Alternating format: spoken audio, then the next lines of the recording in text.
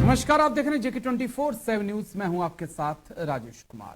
वक्त हमारे खास कार्यक्रम डिफेंस स्पेशल का, जहां पर बात पाकिस्तान को लेकर हम करने वाले हैं, क्योंकि एक तरफ पाकिस्तान के प्रधानमंत्री और रक्षा मंत्री भारत के साथ अच्छे संबंध बनाना चाहते हैं, लेकिन दूसरी तरफ यूएन के अंदर पाकिस्तान के ही नेता ये बोलते हुए नजर आए कि भारत हमारे ऊपर हमला कर सकता है। भारत के कोल्ड स्टार्ट डॉक्ट्रिन से हमें डर लगता है। यह कोल्ड स्टार्ट डॉक्ट्रिन है क्या, इसको आगे हम डिकोड करने की कोशिश करेंगे और यह भी समझने की कोशिश करेंगे कि एक तरफ जहां पाकिस्तान के नेता कहते हैं कि हम भारत के साथ अपने रिश्तों को सुधारने पर काम करेंगे, दूसरी तरफ पाकिस्तान के ही एक लेफ्टिनेंट जनरल कहते हैं कि भारत की S-400 पाकिस्तान के परमाणु हथियारों को नहीं रोक सकती है।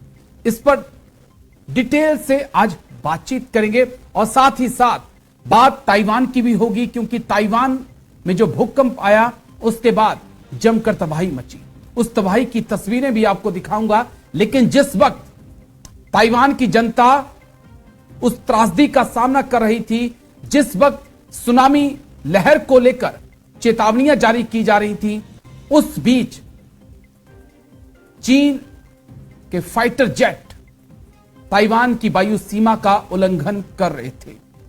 7 से 8 युद्धपोत लगातार ताइवान की तरफ बढ़ रहे थे। आखिर जिनपिंग क्या आपदा में अवसर खोजने के चक्कर में है, इसके ऊपर भी डिटेल से बातचीत करेंगे। और साथ ही साथ क्या ईरान सीरिया में हुए हमले का बदला लेने की तैयारी कर चुका है और निशाने पर इजराइल और ब्रिटेन है। किसने यह कहा, क्यों कहा और क्या ईरान के पास ऑप्शन है, इस पर भी डिटेल से आगे बातचीत होगी। लेकिन फिलहाल शुरुआत बड़ी खबर के साथ।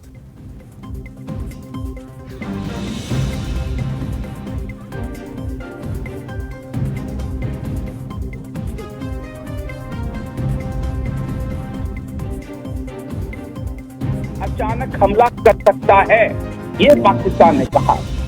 S-400 भारत को नहीं बचा सकता, ये पाक जनरल का भी स्टेटमेंट आया। भारत की कोल्ड स्टार्ट नीति से टेंशन में पाक। यूएन में पाकिस्तान ने दिया सबसे बड़ा बयान, भारत हम पर अचानक हमला कर सकता है। S-400 भारत को नहीं बचा पाएगा, पाक जनरल। अब सरे मुनीर अकरम है, पाक प्रतिनिधि हैं यूएन में। उन्होंने क्या कुछ कहा, इसे हम देख लेते हैं। पूरी स्टेटमेंट उनकी हम देख लेते हैं, क्या वो कह रहे हैं। उसके बाद फिर मैं आपको ग्राफिक्स के जरिए जानकारी देता हूं। वो लिखते हैं कि साउथ एशिया का सबसे बड़ा देश इस वक्त बड़े पैमाने पर हथियार बना रहा है।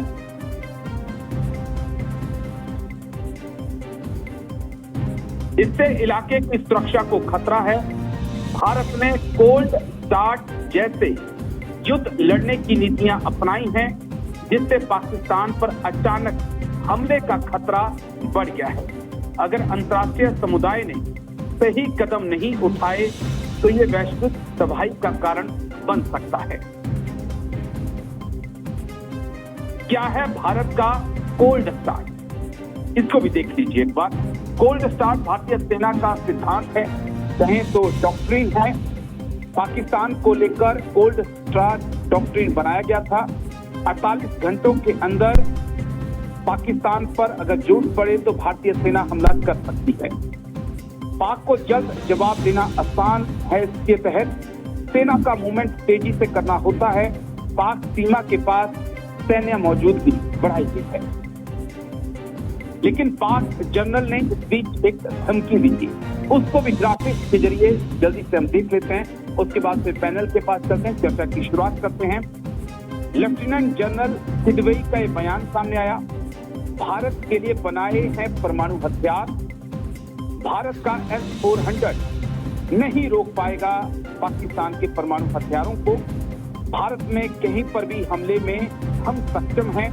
जनरल किदवई पाकिस्तान के कह रहे हैं, लेफ्टिनेंट जनरल हैं, भारत की मिसाइलों को निष्क्रिय कर देंगे।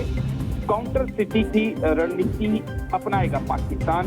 ये लेफ्टिनेंट जनरल किदवई हैं पाकिस्तान के, जिनकी तरफ से ये बयान आया। हाल ही में पाकिस्तान के रक्षा मंत्री कह रहे थे कि हम भारत के साथ अपने रिश्तों को अच्छा करना चाहते हैं, लेकिन सेना का कुछ अलग ही इरादा है, कुछ अलग ही आलाप है। इसको समझने की कोशिश करेंगे। दो खास मेहमान आज चर्चा में हमारे साथ जुड़ चुके हैं। कर्नल JS सोडी हमारे साथ जुड़ चुके हैं। बहुत बहुत शुक्रिया सर, जाने माने डिफेंस एक्सपर्ट हैं। जय हिंद सर, शुक्रिया। जय Hind Rajesh. Group captain UK Devnath भी हमारे साथ जुड़ चुके हैं, एयरफोर्स ऑफिसर। जय हिंद सर, आपको भी जय हिंद राजेश। शुक्रिया आप दोनों का सर। चर्चा की शुरुआत कर्नल JS सोडी सर मैं आपके साथ करूंगा। सबसे पहले मैं समझना चाहूंगा ये कोल्ड स्टार्ट नीति है क्या, जिसको लेकर इस वक्त पाकिस्तान टेंशन में है, यूएन में जाकर कह रहा है कि भारत चुपचाप हमला कर देगा और हम तो तबाह हो जाएंगे। सर सौभाग्य की मैं आपके न्यूज चैनल में विख्यात को पैनलिस्ट के साथ हूं। भारत के पास 3 स्ट्राइक कोर हैं और पाकिस्तान के पास 2 स्ट्राइक कोर हैं। भारत की कोल्ड स्टार्ट स्ट्रैटेजी ये कहती है कि जरूरत पड़ने पे हम तीनों स्ट्राइक कोर को जहां पे वो लोकेटेड हैं उनको तैनात करेंगे और 15 से 20 दिन के अंदर हम पाकिस्तान के अंदर हमला बोल सकते हैं। हमारा डिसएडवांटेज ये है कि हमें 15 से 20 दिन लगेंगे अपने तीनों स्ट्राइक कोर को मोबिलाइज करके उनको बैटल ग्रुप्स में बांट के उनको पाकिस्तान के अंदर भेजने के लिए। पाकिस्तान के पास एडवांटेज ये है कि पाकिस्तान के दोनों स्ट्राइक कोर बॉर्डर के बिल्कुल पास स्थित हैं। उन्हें सिर्फ 48 घंटे चाहिए अपने दोनों स्ट्राइक कोर को मोबिलाइज करके भारत के अंदर हमला बोलने के लिए।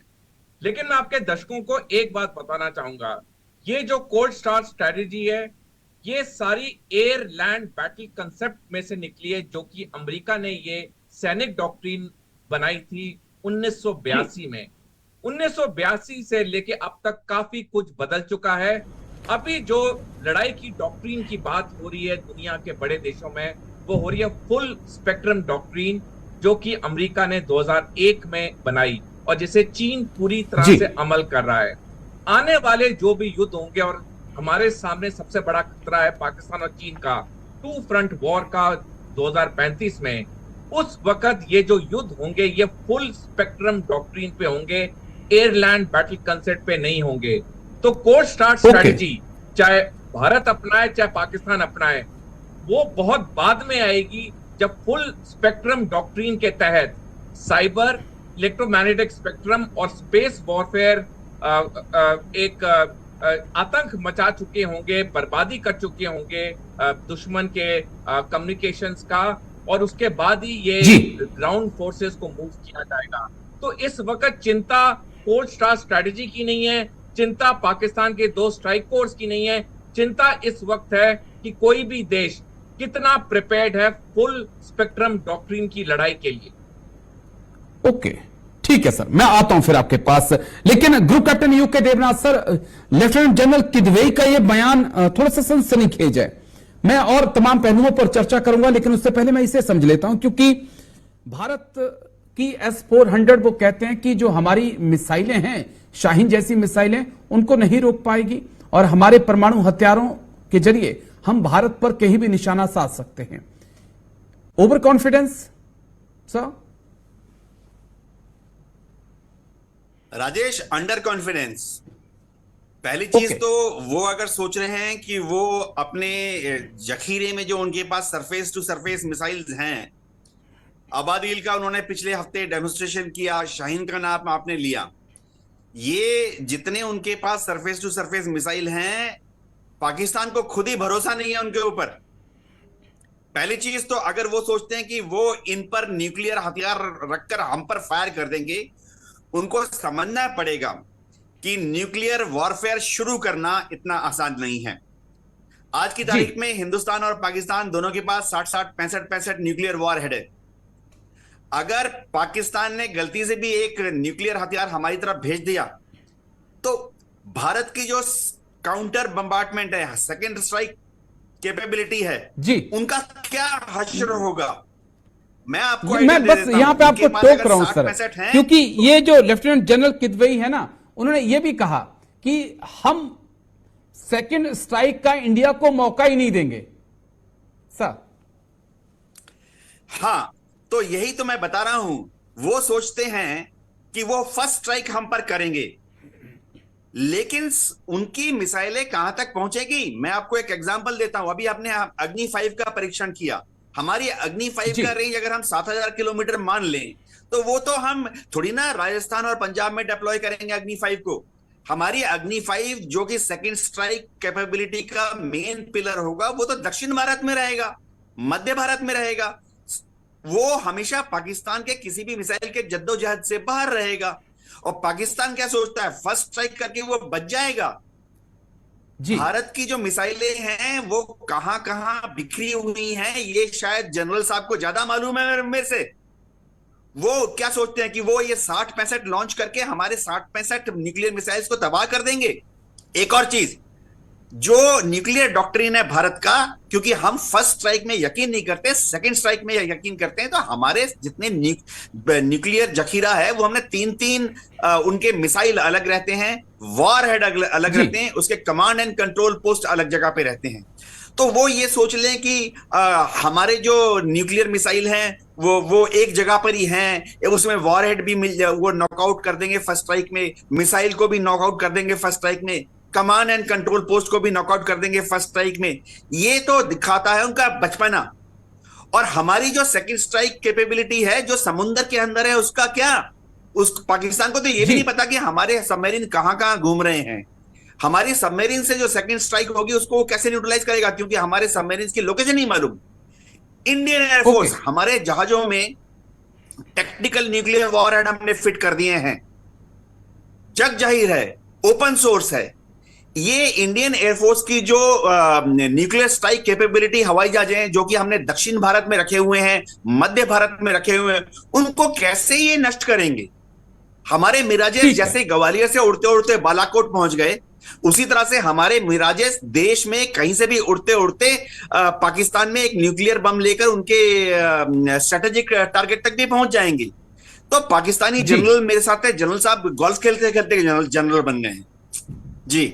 ठीक है, मैं आता हूं फिर आपके पास, फिर आता हूं, लेकिन कर्नल जे सोडी सर, एक चीज और है जो बड़ी इंटरेस्टिंग है कि भारत से गलती से एक ब्रह्मोस लॉन्च हो जाती है, जाके पाकिस्तान के भीतर घुसकर वो डिस्ट्रॉय हो जाती है, और पाकिस्तान के रडार सिस्टम को और पाकिस्तान की सेना को यह पता नहीं चल पाता कि एक ब्रह्मोस उनके अंदर पहुंच गई है। वही पाकिस्तान कहता है कि हम भारत की मिसाइलों को रोक देंगे। सर राजेश जी देखिए, काफी कुछ बदल चुका है। जब ये ब्रह्मोस की एक्सीडेंटल फायरिंग हुई थी जो आई थिंक 3 साल पहले हुई थी, और आज की तारीख में जब हम बातचीत करते हैं, एक छोटा नमूना जो मैं कई बार आपके चैनल पे बोल चुका हूं, पिछले साल 7 अक्टूबर को जब हमस ने इजराइल में धावा बोला, 20 मिनट के लिए उनका पूरा इलेक्ट्रोमैग्नेटिक स्पेक्ट्रम जैम हो गया था। आईडीएफ को भनक भी नहीं लगी कि 1000 से ज्यादा आतंकवादी उनके 15 मील अंदर आ गया देश के। आगे की जो लड़ाइयां होंगी वो फुल स्पेक्ट्रम वॉरफेयर में होंगी, जिसमें साइबर और इलेक्ट्रोमैग्नेटिक स्पेक्ट्रम सबसे बड़ी भूमिका निभाएंगे, और उसके बाद ही ग्राउंड फोर्सेज आएंगी। मैं आपके दर्शकों का ध्यान लेके जाना चाहता हूं, पिछले साल 9 अगस्त 2023 को भारत के सेना के पूर्व सेना अध्यक्ष जनरल एमएम नरावने, जो 1.5 साल पहले रिटायर हुए हैं, उन्होंने लेख लिखा था जिसमें उन्होंने लिखा था कि अगर भारत पे 2 फ्रंट वॉर होती है तो भारत के लिए काफी दिक्कत पैदा कर सकती है। जो भी लड़ाई होगी आने वाले समय में वो पाकिस्तान अकेले नहीं लड़ेगा, वो चीन के साथ एक 2 फ्रंट वॉर करेगा, और चीन की सेना सारी 6 डोमेन में अपनी माहिर जाहिर कर चुकी है ये हमस वाले इंसिडेंट से। इनफैक्ट 2014 में पीएलए ने अपनी मिलिट्री डॉक्ट्रिन में ऐलान किया था कि वो दुनिया में किसी देश के साथ सारी 6 डोमेन में लड़ने के लिए तैयार है, जमीन, हवा, समुद्र, साइबर, इलेक्ट्रोमैग्नेटिक स्पेक्ट्रम और स्पेस। और ऐसा दावा आज तक किसी दुनिया की सेना ने नहीं किया, अमेरिकी सेना ने भी नहीं किया है। जो आगे आने वाली लड़ाइयां होंगी उसमें चीन और पाकिस्तान तो चीन की मदद करेगा, लेकिन चीन अहम भूमिका निभाएगा, जिसमें जो चीन की स्ट्रेटेजिक सपोर्ट फोर्सेज और रॉकेट फोर्स है, पहले वो आतंक मचाएंगी, बाद में थल सेना, वायुसेना, नौसेना बहुत बाद में आएंगी। आज की जो लड़ाइयां होंगी या होने वाली हैं आगे, इनका सारा डॉक्ट्रिन बदल चुकी है। कोई भी पाकिस्तानी जनरल कुछ भी कह ले, हकीकत यह है कि जो डॉक्ट्रिन है उसमें बहुत बड़ा बदलाव आ चुका है। जो सेना इन डॉक्ट्रिन का अमल कर रही है एक तेज स्पीड के साथ, वो आने वाले समय में विजयी होंगी। मैं आपके दर्शकों का ध्यान एक किताब पे लेके जाना चाहूंगा जो उन्हें अगर मौका मिले जरूर पढ़ें, जिसके बस एक मिनट और। उस किताब का नाम है अनरिस्ट्रिक्टेड वॉरफेयर, जो कि चीनी सेना के 2 कर्नल ने 1998 में लिखी थी। उसका एक पन्ना अगर आपके दर्शक पढ़ेंगे वो समझ जाएंगे ये किताब जो 1998 में लिखी थी वो तब भी कितनी रेलेवेंट थी और आज भी कितनी रेलेवेंट है, जब चीन ने 2015 के अपने रक्षा रिफॉर्म्स किए, जिसके तहत PLA SSF और PLA RF सारे बन चुके हैं। मैं बस एक आखिरी सेकंड लेना चाहूंगा राजेश जी। देखिए, आने वाले समय में लड़ाइयां बिल्कुल अलग होंगी, बिल्कुल विपरीत होंगी बनस्पत जो लड़ाइयां पहले हुई हैं। ठीक है, बहुत कुछ बदलने वाला है, लेकिन एक पॉइंट और जो group captain UK Devnath sir मैं आपसे समझना चाहता हूं। हाल ही में कल ही मैं पाकिस्तान के रक्षा मंत्री को सुन रहा था, वो कह रहे थे कि आफ्टर इलेक्शन भारत के जो चुनाव है उनके नतीजों के आने के बाद भारत और पाकिस्तान के बीच बातचीत शुरू करने की हम कोशिश करेंगे।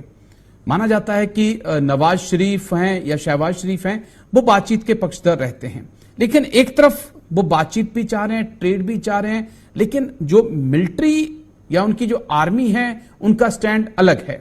इसे हम किस लिहाज से देखें? क्या वाकई में आर्मी की ही अब चलेगी या जो पॉलिटिकल लीडर बोल रहे हैं उन पर भी विचार होगा? हाँ राजेश, पाकिस्तान अभी 2 चक्कों की बैलगाड़ी पे चल रहा है। एक चक्का छोटा है, एक चक्का बड़ा है।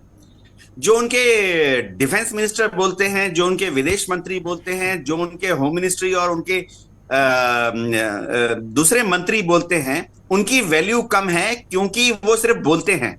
उनको मालूम है, सिविलियन लीडरशिप को मालूम है कि अगर पाकिस्तान को आगे बढ़ना है, जो उनकी फिलहाल जो उनका ट्रेड, उनका business, commerce, financial system total collapse में है, उससे निकलना है तो उन्हें व्यापार करना है। वो ईरान के साथ व्यापार नहीं कर पाते, अफगानिस्तान के साथ नहीं व्यापार कर पाते। एक ही देश है जिसके साथ वो व्यापार कर सकते हैं, भारत। भारत ने उनको बार बार बोला है कि आप हमारे साथ व्यापार करने के लिए राजी हो जाओ, हम आपको MFN यानी मोस्ट फेवर्ड नेशन का दर्जा दे देंगे। लेकिन एक चीज समझनी पड़ेगी कि उनके इन बयानों के तुरंत बाद पाकिस्तान की जो डीप स्टेट है, एस्टेब्लिशमेंट है, उन्होंने इनको नकार दिया है। क्योंकि ये जो मंत्री हैं, चाहे वो पाकिस्तान के रक्षा मंत्री भी हों, इन्होंने अपना बयान देने के पहले पाकिस्तान की आर्मी हेडक्वार्टर से और ISI से अपने बयान को देने के लिए क्लियरेंस नहीं ली। इसलिए उन्होंने जो बयान दिया है इसको ISI और आर्मी मानती नहीं है।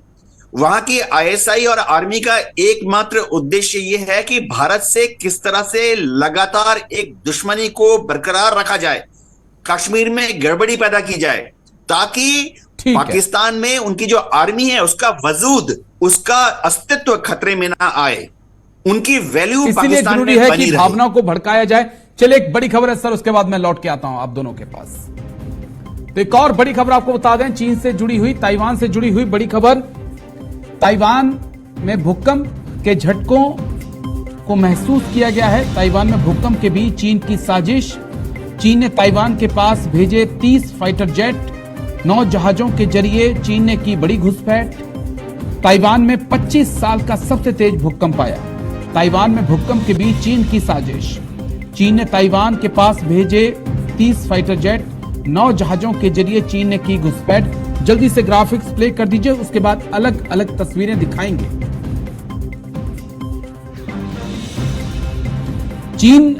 चीन का आपदा में अफसर। ताइवान में बुधवार सुबह भूकंप के झटके। ताइवान में 9 लोगों की मौत हुई, 730 से ज्यादा लोग घायल हुए। चीन ने 30 फाइटर जेट सुबह ही भेज दिए, 9 युद्धपोत भेजकर ताइवान को डराया। ताइवान को अपना हिस्सा बताता है चीन। ताइवान में भूकंप से तबाही के आंकड़े भी जरा देख लीजिए। बुधवार को 7.5 तीव्रता का भूकंप आया। भूकंप से 9 लोगों की मौत हुई, 730 से ज्यादा लोग घायल हैं। जापान, फिलीपींस तक भूकंप के झटके महसूस किए गए। ताइवान में 100 से ज्यादा आफ्टर शॉक भी आए। 25 साल में सबसे ज्यादा 25 साल का सबसे तेज भूकंप था ये। लेकिन जरा ये तस्वीरें आप देख लीजिए, उसके बाद फिर मुझे लगता है कि हम चर्चा करते हैं, क्योंकि इन तस्वीरों को देखना जरूरी है। हालांकि ये डिफेंस से जुड़ी हुई नहीं है, लेकिन बड़ी अहम तस्वीरें हैं। तब आप चीन के असली चेहरे को समझ पाएंगे। ये जब भूकंप से हिल गई थी सड़कें ताइवान की, ये देखिए आप, सुबह ताइवान में ये हो रहा था। चलिए अगली तस्वीर प्ले कर दीजिएगा। ये देखिए आप, ताइवान में भूकंप के झटके, ये देखिए आप, ये ताइवान के लोग इन हालात का सुबह सुबह सामना कर रहे थे, और चीन क्या कर रहा था वो फिर हम आगे बात करते हैं। अगली तस्वीर प्ले कर दीजिए।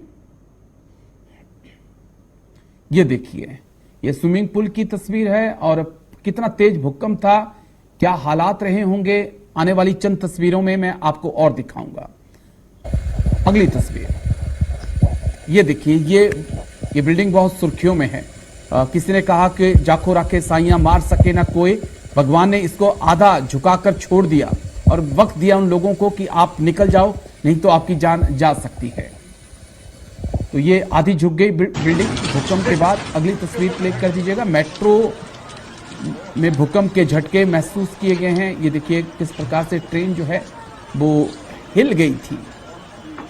अगली तस्वीर प्ले कर दीजिए। एक तस्वीर हमारे पास और होगी, वो प्ले कर दीजिएगा। ये देखिए, मेट्रो में सुबह सुबह जो लोग ऑफिस जा रहे थे वो भी हैरान थे इतने तेज भूकंप के झटके लेकर।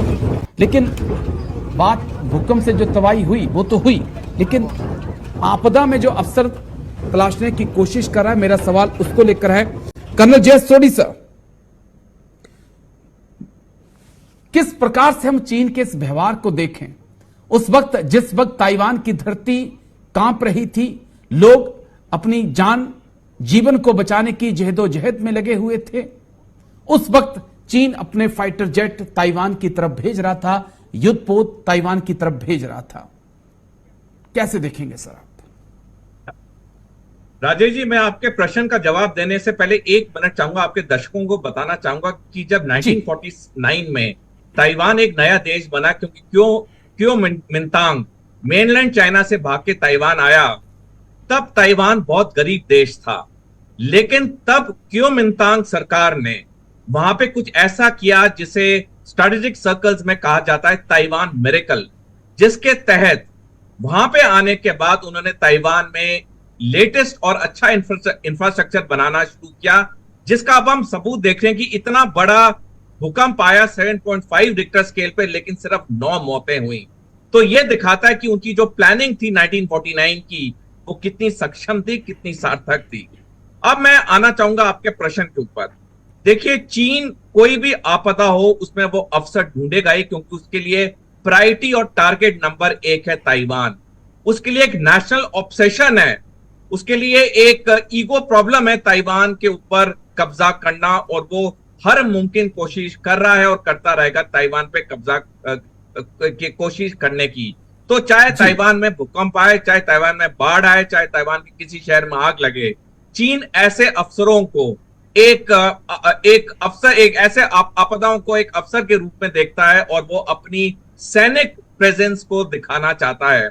क्योंकि पिछले साल ही 3 फरवरी 2023 को CIA के डायरेक्टर, जो कि अमेरिका की खुफिया एजेंसी है, उसके डायरेक्टर विलियम बर्न ने बयान दिया था कि 2027 में चीन ताइवान के ऊपर हमला करेगा और उस पर कब्जा करने की कोशिश करेगा। तो ये बार बार जो हम खासकर से 2 साल से देख रहे हैं, जब नैन्सी पेलोसी अमेरिका की स्पीकर थी, जब वो ताइवान की थी, उसके बाद से लगातार तब से लेके आज तक चीन अपने एयरक्राफ्ट और युद्ध पोत को ताइवान के आसपास भेजी जा रहा है, चाहे वहां पे आपदा हो या ना हो।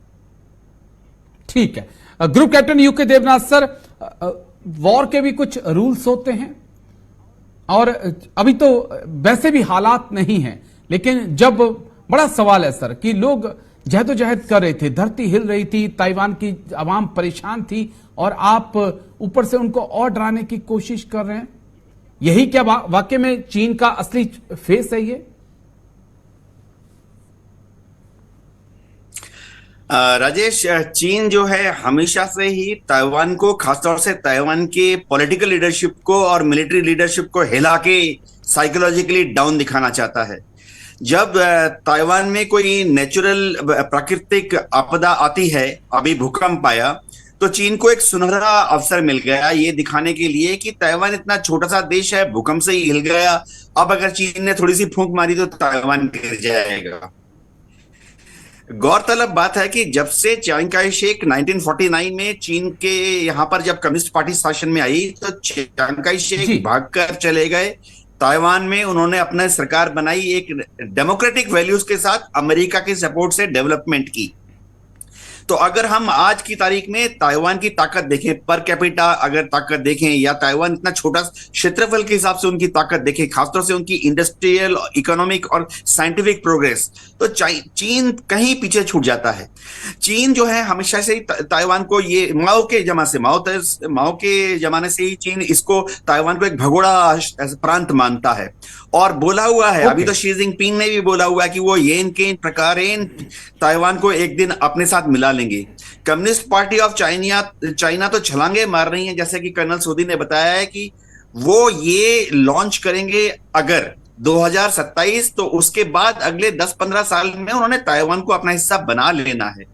कम्युनिस्ट पार्टी ऑफ चाइना ने, पॉलिट ब्यूरो ने तो अपने एनुअल कॉन्फ्रेंस के दौरान ये स्टेटमेंट दी है कि 2049 में जब उनके पार्टी के 100 साल का अधिवेशन मनाया जाएगा, तो ताइवान के जो रिप्रेजेंटेटिव होंगे वो भी उस अधिवेशन को अटेंड करेंगे।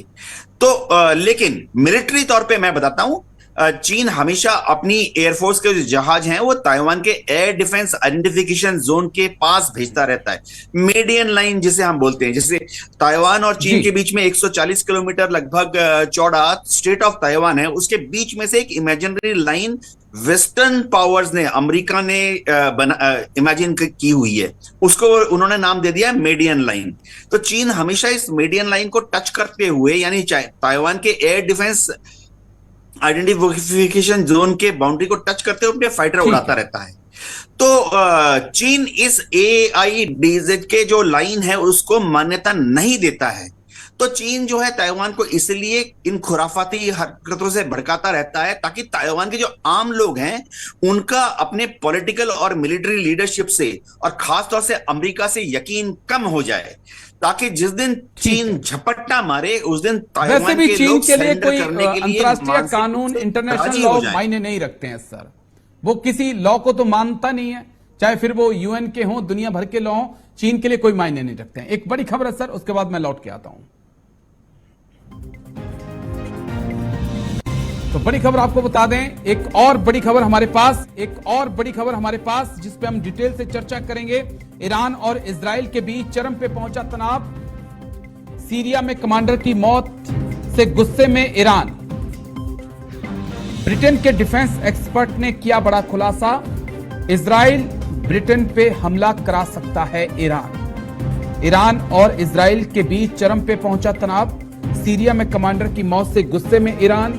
ब्रिटेन के डिफेंस एक्सपर्ट ने किया बड़ा खुलासा। इजराइल ब्रिटेन पे हमला करा सकता है। बदला लेगा तेहरान। जल्दी से ग्राफिक्स प्ले कर दीजिए। ब्रिटेन के रक्षा एक्सपर्ट एलन मेंडोजा का दावा।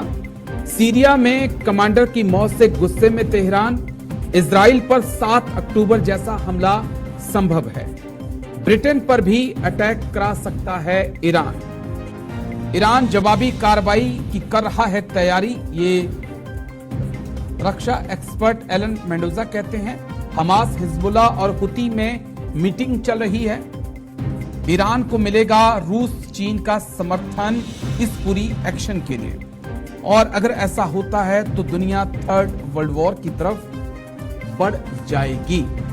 कर्नल JS सोडी सर, किस प्रकार से हम देखें, क्योंकि जिस प्रकार से सीरिया में इजराइल की एयर स्ट्राइक, हालांकि इजराइल ने कबूला नहीं, लेकिन सीरिया का कहना है कि गोल्डन हाइट की तरफ से एक F-35 आता है और वो एक एयर स्ट्राइक करता है जिसमें ईरान का कमांडर मारा जाता है और 5 से 6 लोग और साथ में मारे जाते हैं। तेहरान कहता है कि हम बदला लेंगे। अब ब्रिटेन की तरफ से कहा जा रहा है कि फिर इजराइल के ऊपर वैसा ही हमला हो सकता है जैसा 7 अक्टूबर को हुआ। हालांकि ब्रिटेन के ऊपर, इजराइल के ऊपर हमला हो सकता है और ब्रिटेन भी निशाने पर हो सकता है। कैसे हम देखें सर? राजेश जी, 7 अक्टूबर पिछले साल से जब से हमास ने इजराइल के अंदर वो हमला किया, तब से लेके आज तक लगातार अमेरिका के राष्ट्रपति और उपराष्ट्रपति कहते आए हैं कि इस जंग को जल्दी से जल्दी इजराइल को खत्म करना चाहिए और 2 नेशन सोल्यूशन होना चाहिए। अन्यथा जी अगर दिक्कत सबसे ज्यादा पैदा होगी तो सिर्फ एक देश के लिए होगी, वो है इजराइल। और उनकी बातों में बहुत सच्चाई है। जैसे ये इंसिडेंट्स हो रहे हैं, ये सारा दिखा रहे हैं कि उनकी चेतावनी सही है और इजराइल अपने लिए मुसीबतें क्रिएट कर रहा है। कुछ ही दिन में ये जंग को 6 महीने हो जाएंगे और इजराइल को कुछ खास सफलता हासिल नहीं हुई है, बल्कि कुछ हफ्ते पहले उन्हें अपनी 5 ब्रिगेडें गाजा पट्टी से निकालनी पड़ी क्योंकि वहां पे उनके इतने सैनिकों की हानि हुई थी। इसका मुख्य कारण राजेश जी ये है कि इजराइल अभी भी उस सोच में है कि जब उसने 1948 के बाद कई युद्ध किए थे अरब देशों के साथ, हर युद्ध वो जीत गया था।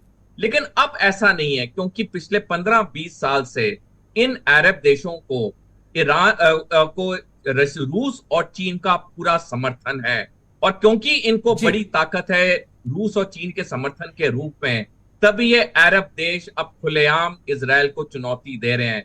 ये चीज आज से 20 साल पहले कोई भी अरब देश सोच नहीं सकता था, क्यों आर्थिक और सैनिक तरीके से इजराइल के बनस्पत बहुत कमजोर थे। तो ये इजराइल के लिए एक सोची समझी मूव होनी चाहिए कि 6 महीने होने वाले इस युद्ध को खत्म करना चाहिए।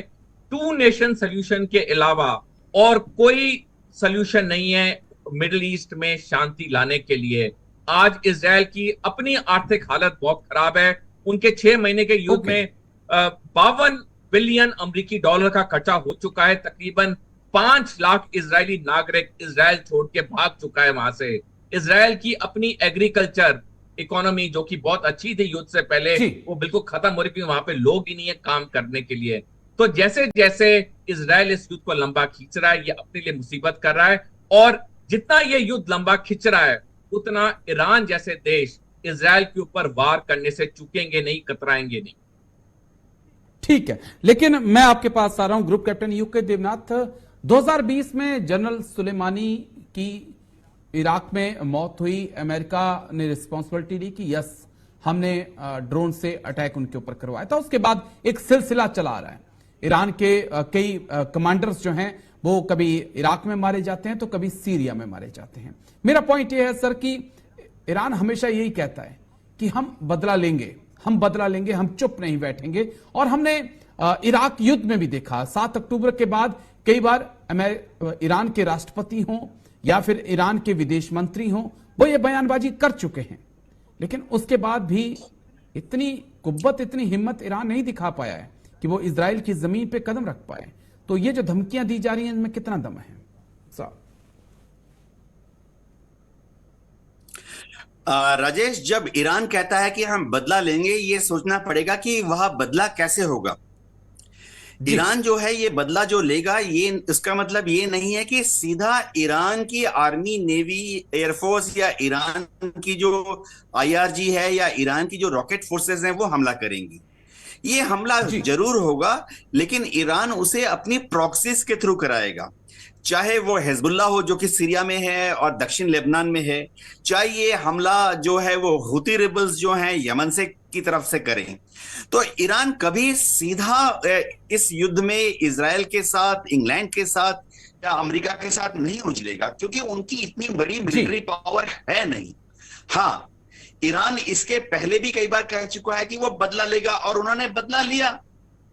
क्या होता है, स्टैंडर्ड ऑपरेटिंग प्रोसीजर है कि थोड़े दिनों के बाद ही ईरान जो है अपने जो हिजबुल्ला के कमांडर्स हैं उनका बदला लेने के लिए जो मारे गए हैं, वो इधर उधर से हिजबुल्ला, हुती की तरफ से काफी सारे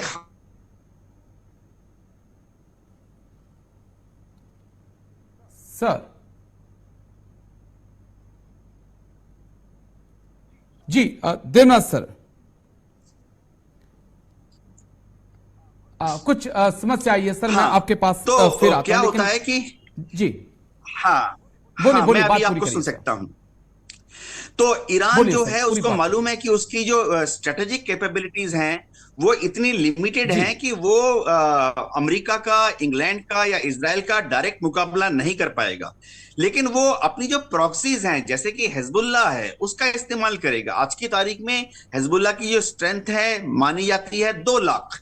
इसी तरह से आज की तारीख में अलग अलग जो इंटेलिजेंस एजेंसीज हैं, चाहे वो CIA हो, मोसाद हो या MI6 हो, उनका आकलन है कि हिजबुल्लाह के पास शायद 35,000 से 55,000 तक रॉकेट बचे हुए हैं। तो वो रॉकेट फायर करेंगे, इससे ज्यादा उन्होंने कुछ करना नहीं है।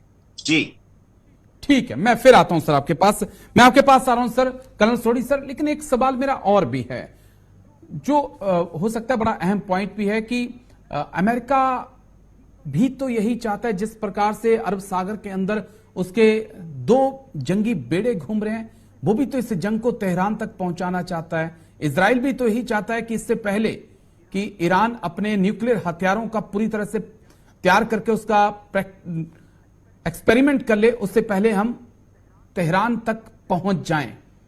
क्योंकि हमने देखा है कि ईरान ने धमकियां तो बहुत दी, चाहे हुती का मसला हो, लेकिन जब उसे लगा कि यह जंग मेरे दरवाजे तक पहुंचने वाली है, वो चुप हो जाता है। कैसे देखें सर, नेटो भी तो मौका तलाश रहा है। राजेश जी, अमेरिका और नाटो ने साफ कर दिया पहले दिन से 7 अक्टूबर पिछले साल से कि वो इस इजराइल के जंग में अपना एक सैनिक नहीं भेजेंगे। पैसे और हथियार के अलावा कोई वहां पे सैनिक नहीं भेजेंगे इजराइल की धरती में। अगर इजराइल की ब्रिटेन पे मदद हमला के हो लिए जाता है सर, जब ये जंग शुरू हुई तो उसमें यह भी कहा गया कि ब्रिटेन भी टारगेट होगा, ब्रिटेन तो फिर नेटो का सदस्य है, क्या होगा सर? अलकायदा ने भी अमेरिका पे अटैक किया था, पूरा नेटो आ गया था। कितनी पॉसिबिलिटी है अगर ब्रिटेन पे अटैक हुआ तो फिर नेटो एक्शन में आएगा सर? राजेश जी, आज की तारीख में नाटो और अमेरिका रूस और चीन और अरब देशों से कोई लड़ाई करने के तैयारी में नहीं है, क्योंकि खुद ही उनकी अपनी आर्थिक हालत खराब है। दूसरा, उनकी सैनिक शक्ति रूस और चीन की कंबाइंड सैनिक शक्ति से बहुत कम है। इसलिए बयान प्रति बयान कुछ भी हो जाए, पहला वार ना अमेरिका करेगा ना नाटो करेगा। और अगर ईरान ने इजराइल या ब्रिटेन पे हमला बोला, तब भी नाटो मदद के लिए नहीं आएगा। ये नाटो ने पहले ही अपने कई बयान से कर दिया है, जब उनके सेक्रेटरी जनरल ने कई बार बोला है कि नाटो कोई आगे युद्ध नहीं चाहता है, नाटो एस्केलेशन नहीं चाहता है, क्योंकि इनकी तैयारी में, इनकी आर्थिक हालत में बहुत कमी आई है बनस्पत 15-20 साल पहले, जब नाटो दुनिया का सबसे पावरफुल मिलिट्री अलायंस था। जब ये युद्ध शुरू हुआ तब 2 एयरक्राफ्ट कैरियर ग्रुप अमेरिका ने भेजे मेडिटेरियन सागर में, लेकिन 2 हफ्ते पहले एक एयरक्राफ्ट ग्रुप को वापस बुला लिया गया, क्योंकि अमेरिका में भी के नागरिकों में भी बहुत आक्रोश हो रहा है कि उनके देश का पैसा, अरबों डॉलर बर्बाद किया जा रहा है दुनिया की हर लड़ाई में। 1776 में जब अमेरिका आजाद हुआ था, तब से लेकर अब तक 2001 लड़ाइयों में अमेरिका ने डायरेक्टली या इनडायरेक्टली हिस्सा लिया, जिसमें अरबों खरबों बिलियन डॉलर्स अमेरिका ने बर्बाद किए हैं दूसरे देशों की लड़ाई में। आज उन्हीं के नागरिक बेसिक चीज के लिए तरस रहे हैं, क्योंकि वहां पे महंगाई इतनी बढ़ चुकी है। तो अमेरिका कोई और जंग में हिस्सा नहीं लेगा, कोई एक्शन नहीं लेगा, बस दुनिया के किसी कोने में जंग हो जाए, अमेरिका उसमें डायरेक्ट हिस्सा नहीं लेगा। ठीक है, समय का थोड़ा सा अभाव है, लेकिन आखिरी 1-1.5 मिनट मेरे पास बचा है। Group captain UK Devnath sir, लेकिन मैं एक तस्वीर का अलग पहलू भी देखता हूं। मैं देखता हूं कि रूस की हालत ऐसी है कि उसे ईरान से ही हथियार चाहिए, नॉर्थ कोरिया से गोले मंगवाना पड़ रहा है। तो रूस को आप साइड कर लीजिए। अगर आप चीन की बात करते हैं, रॉकेट फोर्स की ऐसी हालत है, 9 कमांडर्स को बर्खास्त करना पड़ा, और वो चीन जो रूस का साथ नहीं दे सका, क्या वो वाकई में इस हालत में है कि वो ईरान का साथ देगा? ईरान को इन चीजें समझ में आ रही होंगी सर? ईरान को मालूम है कि पहली चीज लड़ाई नहीं करनी है। रूस से और चीन से रोज बिहाइंड द डोर उनको बोला जाता है ईरान में, खुमैनी और उसके एडवाइजर्स को, कि आप कोई भी ऐसा कदम ना लीजिए जिससे कि आप ईरान डायरेक्टली, चाहे वो IRG की एयरफोर्स हो या नेवी हो, वो डायरेक्टली पश्चिमी पावर्स से भिड़ जाए। ईरान चाहेगा तो सिर्फ एक ही चीज करेगा, हिजबुल्लाह का इस्तेमाल करेगा, हुती का इस्तेमाल करेगा, हमास का इस्तेमाल करेगा, इजराइल पर दबाव डालेगा। ईरान के पास कोई ऐसा हथियार नहीं है जो कि इंग्लैंड तक पहुंच जाए। ईरान के पास जो लॉन्ग रेंज रॉकेट्स है, वो भी इक्का दुक्का शायद इजराइल की तरफ जा सकें, लेकिन वो भी रास्ते में गिर जाएंगी। उनकी रेंज नहीं है, उनमें ऐसा कोई हथियार नहीं फिट होता। अमेरिका तक कोई हथियार नहीं पहुंचा था, मिलिटेंट अटैक हुआ था 9/11 पर। अगर वैसा कुछ होता है ब्रिटेन के ऊपर, तो क्या नेटो एक्टिव होगा? मैं ये चीज समझना चाह रहा हूं। 30 सेकंड सर बस।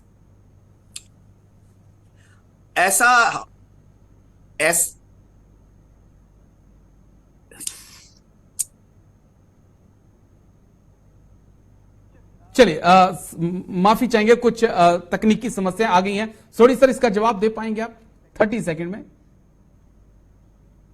राजेश जी देखिए, चाहे डायरेक्ट वेपन अमेरिका तक पहुंचे या ना पहुंचे, लड़ाई आज एक डोमेन में नहीं, सारी डोमेन में, जिसे अनरिस्ट्रिक्टेड वॉरफेयर कहा जाता है।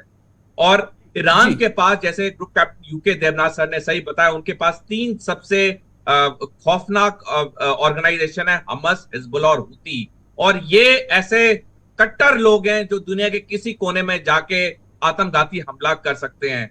तो आज अमेरिका को उतनी ही चिंता है जितनी एक डायरेक्ट वॉर की है, कि इनमें से अगर हमारी धरती पे आके हमला किया, जैसे 2001 में वर्ल्ड ट्रेड सेंटर गिराया गया था, अमेरिका के लिए मुसीबत खड़ी हो सकती है। तो लड़ाई का जो डोमेन है वो पूरी तरह से बदल चुका है। ठीक है, मुझे लगता है कि अगर ये कट्टर ताकतें अमेरिका के लिए चिंता है, तो 26/11 हिंदुस्तान को भी याद रखना चाहिए और उनको भी चिंता होनी चाहिए कि एक कट्टर ताकतें एक बार फिर से हिंदुस्तान का भी रुख कर सकती हैं, अगर अमेरिका ब्रिटेन की तरफ ये देख सकती हैं। बहुत बहुत शुक्रिया आप दोनों खास मेहमानों का। कर्नल जयेश सोढी सर बहुत बहुत शुक्रिया, group captain UK Devnath sir बहुत बहुत शुक्रिया मेरे साथ खास चर्चा में हिस्सा लेने के लिए, तमाम पहलुओं को इतनी बारीकी से समझाने के लिए। तो डिफेंस स्पेशल में आज मेरे साथ इतना ही, कल फिर होगी मुलाकात, दीजिए इजाजत, नमस्कार।